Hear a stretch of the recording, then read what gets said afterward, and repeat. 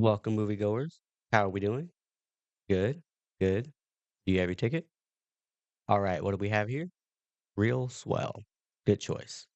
You're going to be in Auditorium 67. It's straight ahead and to the left. Enjoy.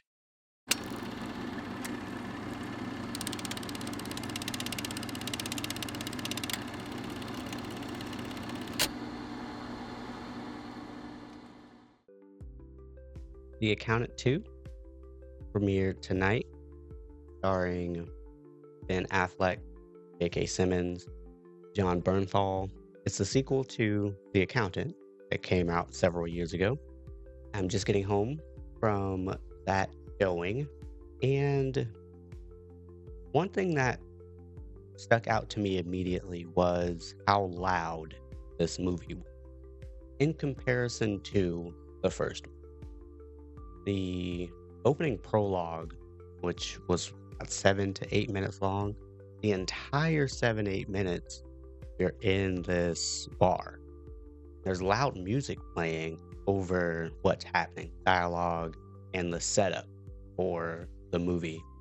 And it's busy and it's asking you to pay attention to a lot of things, but those things, as the movie progresses, become inconsequential as far as the loudness of it. Like the entire prologue right before the title credit seems like an entirely different movie, not only from the first movie, but even the rest of this. And the setup, it introduces these characters, it introduces plot element, and then the rest of the runtime is intertwined with some of these elements. But another thing that I noticed after that prologue is the movie continues to be loud, but it also feels like there are three movies in this movie. And when I say the movie is too loud, what I mean is it doesn't feel as intimate of a story as the first one. It was more character driven and it was trying to flesh out the main character, Christian. It tries to develop him and his kind of integration into social environment. Literally, as he goes out to other places, to public places around other people. But we've also got his brother we met first movie. And they have a lot of back and forth within the movie.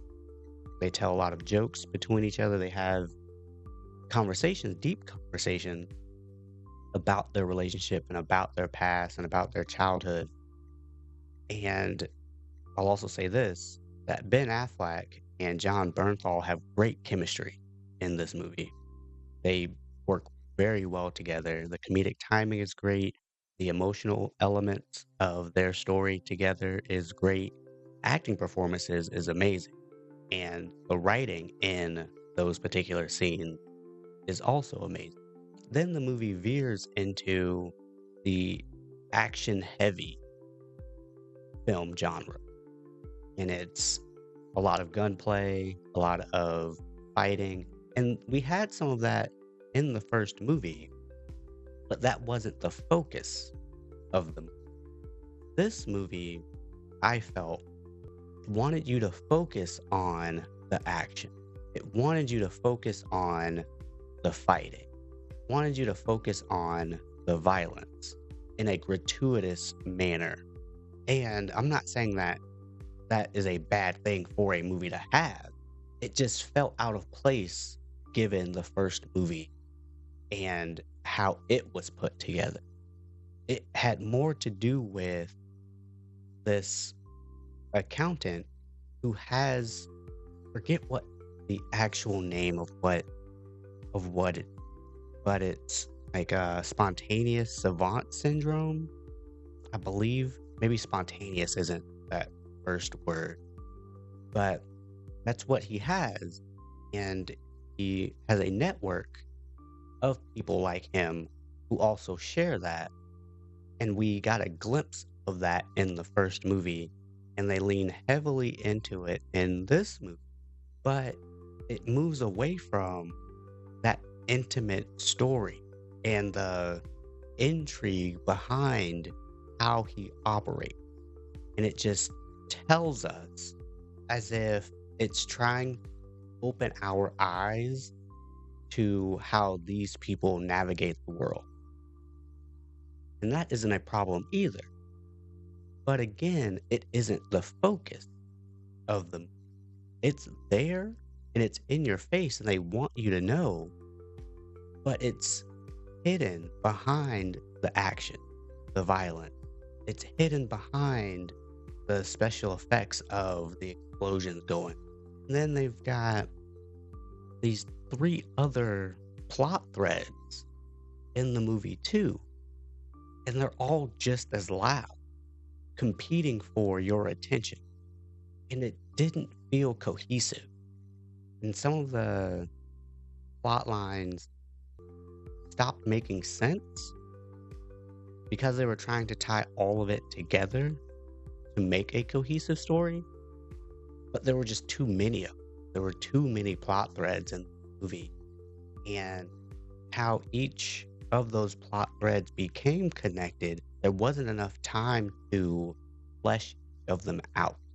They tangentially connected each of these dots, but it was, again, not the focus of the story being told. And I'm not sure if there was a singular focus that was kept. And while the movie is pretty good, it just felt like a different movie than the first one. And not different in that a progression of the first one, but like a polar opposite of the first movie. And I didn't feel it needed to do that. I feel like the first movie was so good that if they could have brought that same tone of movie into the first one, left out all the gratuitous action and the gratuitous violence, I probably would have connected more with it. But as the movie went on, and as each of the different movies began to play out in this film, I just was wondering, like, what is this movie about? Not only did it feel like several different movies, but there were also different tones. Each of the movies had a different tone, and it couldn't make up its mind what it wanted to do. And then it rushes to tie up all of the loose ends, and then it also felt shallow in that. But again, that's because those kinds of action movies will do that because the focus isn't necessarily on the cohesion of the script. It's the spectacle. It's the action. It's the violence, the gunplay, which again, I don't have an issue with. I really don't. John Wick, that whole franchise, even though the story and the lore expands, but it expands within itself.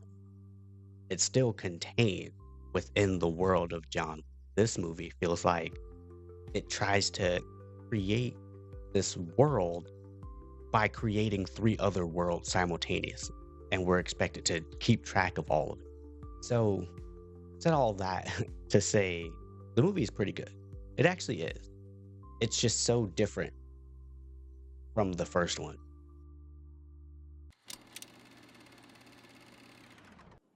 Thank you for coming to this screening of Real Swell. Hope you enjoyed. As you head out, I've got three things to ask of you. Number one, pick up your trash. These ushers don't get paid enough. Number two, make sure you are following so you don't miss the next screening. And number three, hit that heart for me. I'll see you all next time. Make sure you've got your ticket.